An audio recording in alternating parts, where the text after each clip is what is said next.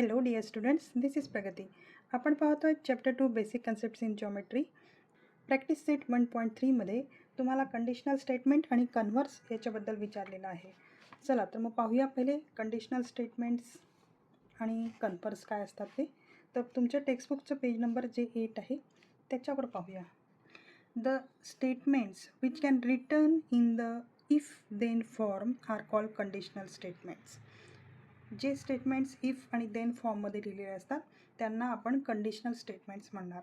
The part of the statement following if is called the antecedent and the part following then is called the consequent. म्हणजे इफच्या नंतरचा जो part आहे त्याला आपण अँटीसिडंट म्हणणार आणि देनच्या नंतरचा जो पार्ट आहे त्याला आपण कॉन्सिक्वेंट म्हणणार. For example, consider the statement पहा आता मुलांनो. The diagonals of a rhombus are perpendicular bisector of each other. आता ह्या स्टेटमेंटला आपण इफ आणि देन फॉर्ममध्ये कन्व्हर्ट करणार आहोत. तर कसं करायचं आहे की the statement can be written in the conditional form as if the given quadrilateral is rhombus. हे पहा, इथे आपल्याला म्हटलं आहे की हा rhombus, the diagonal of rhombus are perpendicular bisector of each other. म्हणजेच काय की एक रोम्बस आहे. तर मी रफली हाताने स्केच करते आहे, मुलांना माफ करा. तर हा सपोज एक रोम्बस आहे आणि ह्याचे जे डायगोनल्स आहेत ते एकमेकांना परपेंडिक्युलर बायसेक्टर आहे. परपेंडिक्युलर म्हणजे जिथे इंटरसेक्ट करतील तिथे 90 डिग्री फॉर्म होणार आणि प्लस हे बायसेक्टर पण आहेत म्हणजे इक्वली डिव्हाइड पण करणार. म्हणजे ही लेंथ इकडे सारखी राहील आणि हे बायसेक्ट करतील अशा प्रकारे. तर ते काय म्हणतात आहे की diagonal of a rhombus are perpendicular bisector of each other. तर याला आपण कंडिशनल स्टेटमेंटमध्ये टाकूया. If the given quadrilateral is rhombus. पहा मुलांना, क्वाड्रिलॅटरल हा शब्द टाकला आहे. If the given quadrilateral is rhombus then its diagonal are perpendicular bisector of each other. आता याच्यातला अँटीसिडंट कोणता हे ओळखता आला ना तुम्हाला. If the given quadrilateral is rhombus हा अँटीसिडंट झाला and then its diagonal are perpendicular bisector of each other हे झालं तुमचं कॉन्सिक्वेंट. आता ते नेक्स्ट काय म्हणतात ते पाहूया. If the antecedent and consequent in the given conditional statement are interchange. जर का ते इंटरचेंज केलं म्हणजे अँटीसिडंटच्या जागेवर कॉन्सिक्वेंट येणार आणि कॉन्सिक्वेंटच्या जागेवर अँटीसिडंट येणार, असं इंटरचेंज केलं तर the resulting statement is called the converse of the given statement. तर त्याला आपण कन्व्हर्स म्हणणार. आता ते काय म्हणतात पुढे पाहूया. If the conditional statement is true its converse is not necessarily true. Conditional statement हा ट्रू असू शकतो पण कन्व्हर्स हा ट्रू असतोच असं नाही. Study the following example. आता एक्झाम्पलकडे पाहूया. कंडिशनल स्टेटमेंट आहे if a quadrilateral is rhombus then its diagonal are perpendicular bisector of each other. तर पहा, आपल्याला एक स्टेटमेंट दिलं होतं the diagonal of a rhombus are perpendicular bisector of each other. त्याचं आपण कंडिशनल स्टेटमेंटमध्ये चेंज केलं तर ते झालं if the quadrilateral is rhombus then its diagonal are perpendicular bisector of each other. तर पाहूया याचा कन्व्हर्स. कन्व्हर्समध्ये पहा, if the diagonals of a quadrilateral are perpendicular bisector of each other then it is a rhombus. आपण सुरुवात इथे if a quadrilateral is a rhombus इथून केली होती बरोबर. आणि आता आपण ह्या अँटीसिडंटला कॉन्सिक्वेंटच्या जागेवर टाकलेला आहे आणि कॉन्सिक्वेंटला अँटीसिडंटच्या जागेवर टाकलेला आहे. तो रोम्बस हा पाठीमागे जाणार.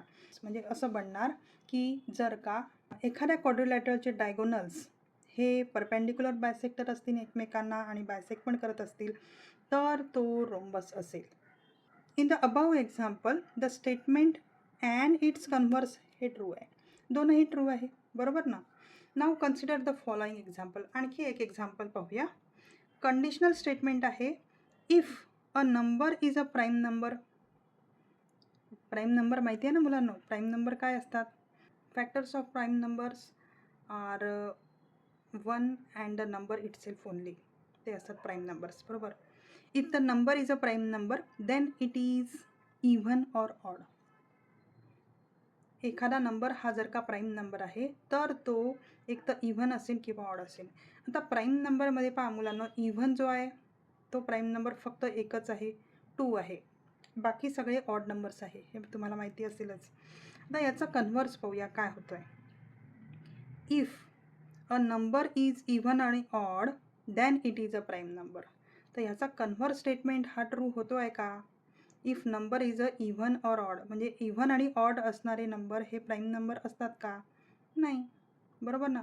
म्हणजे याचा कन्व्हर्स हा ट्रू नाही. In this example the statement is true but the converse is false. अशा प्रकारे मुलांनो आपल्याला कंडिशनल स्टेटमेंट बनवायचे आहे. कंडिशनल स्टेटमेंट्स बनवताना इफचा जो पार्ट राहील तो आपला अँटीसिडेंट राहील आणि देनचा जो पार्ट राहील तो आपला कॉन्सिक्वेंट राहील.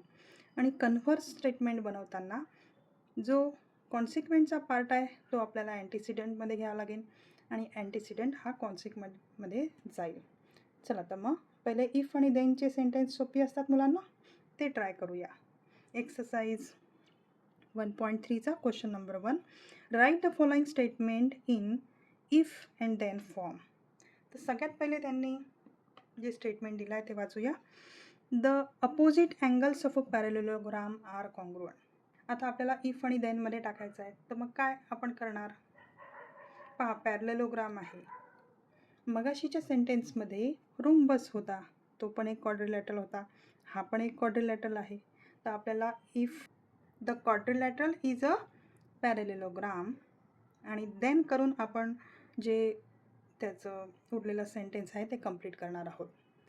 पहा मुलांनो, अशा प्रकारे आपण लिहिणार आहोत. The quadrilateral is a parallelogram then opposite angles of that quadrilateral are congruent. आता सेकंड सेंटेन्स आहे the diagonals of a rectangle are congruent.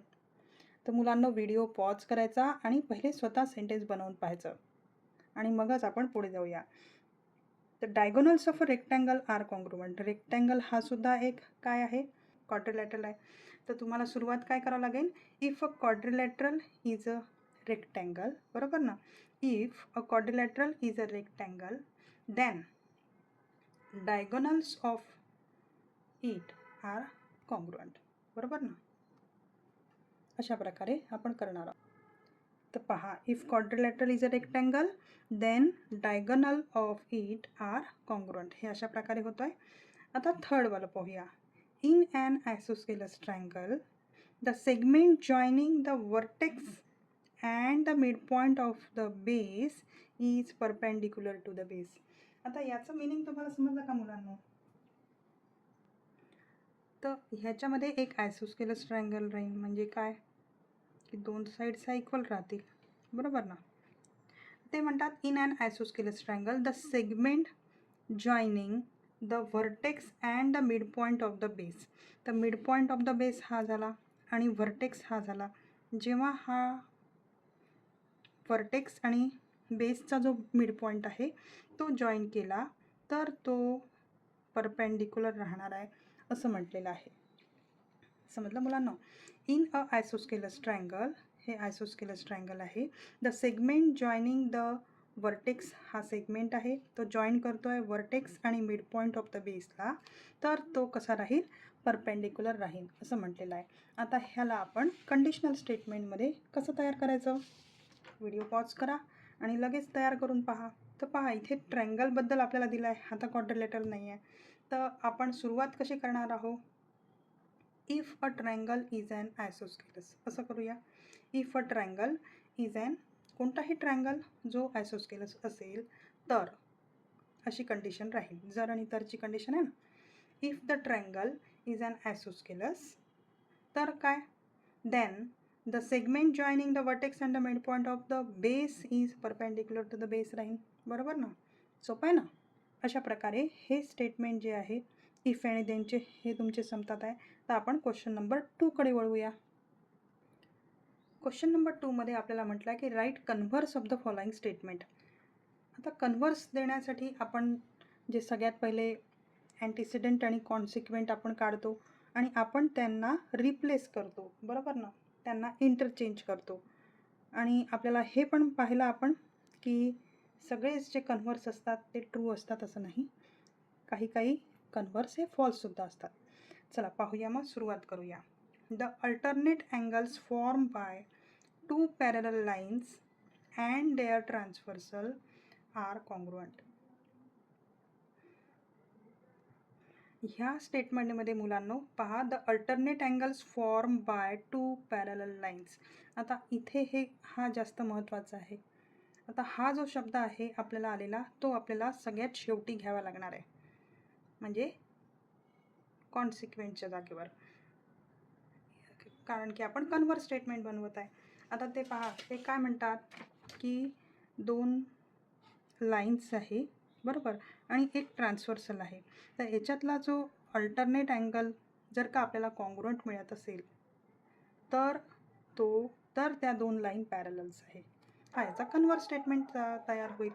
If the alternate angle made by two lines and their transversal are congruent then the lines are parallel, असं हा statement तयार होणार. असं हे sentence तयार होत आहे मुलांनो. आता पाहूया सेकंडवाला. If a pair of interior angles made by a transversal.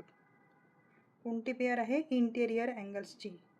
Made by a transversals of two lines are supplementary then the lines are parallel करायचं आहे. इथे आपल्याला पॅरलल हा शब्द मागे नाही राहणार, त्याला आपल्याला समोर घ्यायचं आहे. मग मागे काय राहील? सप्लिमेंटरी राहील. सप्लिमेंटरी हा शब्द मागे राहील. तर पहा इथे आपण काय करू शकतो, तर म्हणजे काय की दोन लाईन्स आहे ज्या पॅरलल आहे आणि एक ट्रान्सव्हर्सल गेली आहे.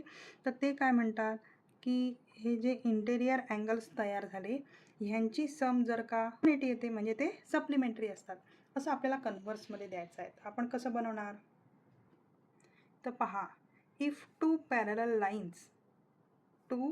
Lines are intersected by a transversal the interior angle form are supplementary, असं बनवूया. अशा प्रकारे होतो आहे सेकंड. आपण थर्ड वाला पाहूया. The diagonals of a rectangle are congruent. आता पहा इथे रेक्टँगल आलेला आहे म्हणजे आपल्याला क्वाड्रिलॅटरल हा शब्द टाकू आहे आपण, आणि मग लास्टमध्ये काय राहील? रेक्टँगल आहे हा शब्द आपला लास्टमध्ये राहील, बरोबर. तर आपण काय बनवू, स्टेटमेंट कसं बनवणार? If the diagonals of a quadrilateral, कोण? रेक्टँगल नाही, रेक्टँगलला आपल्याला मागे घ्यायचं आहे. If a diagonals of a quadrilateral are congruent then the quadrilateral is rectangle, असं बनवूया. अशा प्रकारे हे थर्डवाला कंप्लीट होतं आहे मुलांनो. हा क्वेश्चन मुलांना संपतो आहे.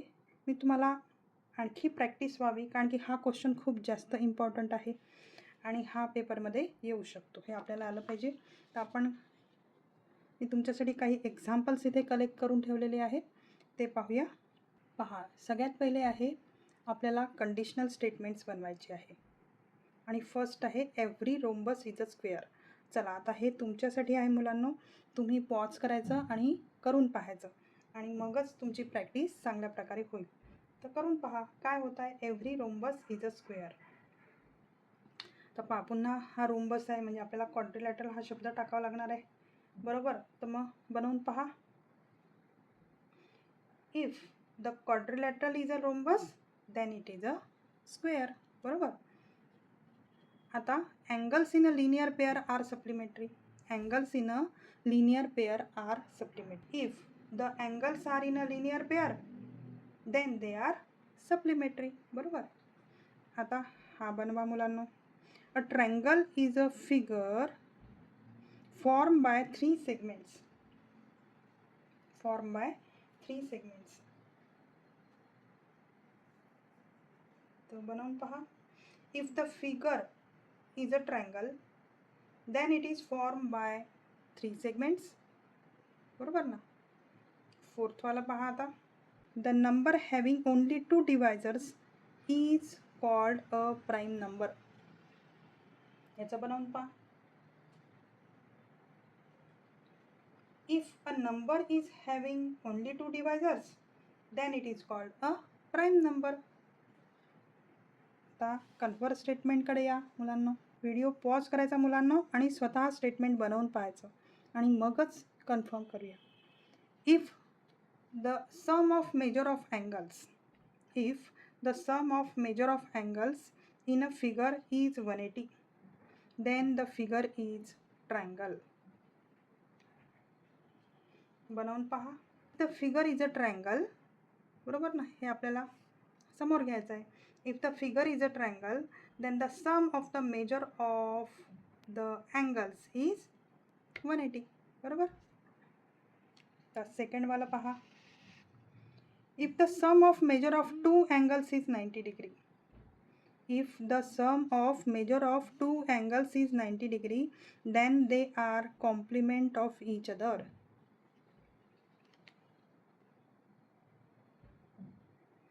If 2 angles are complement of each other, हा शब्द आपल्याला समोर घ्यायचा आहे. If 2 angles are complement of each other, then the sum of the measures of 2 angles is 90. बरोबर. थर्ड वाला पहा. If the corresponding angle formed by a transversal of 2 lines are congruent, then the 2 lines are parallel. आता हे जे congruent दिलेलं आहे आपल्याला, हे आपल्याला मागे टाकावं लागेल आणि पॅरललवाला समोर घ्यावं लागेल. तर कसं बनवणार? If the 2 lines are parallel, then the corresponding angles formed by a transversal of 2 lines are congruent. अशा प्रकारे हा एक्सरसाइज संपतो आहे मुलांनो. याची भरपूर प्रॅक्टिस करा, खूप जास्त इम्पॉर्टंट आहे. And if you understand well then please type yes in the comment. Thank you for watching.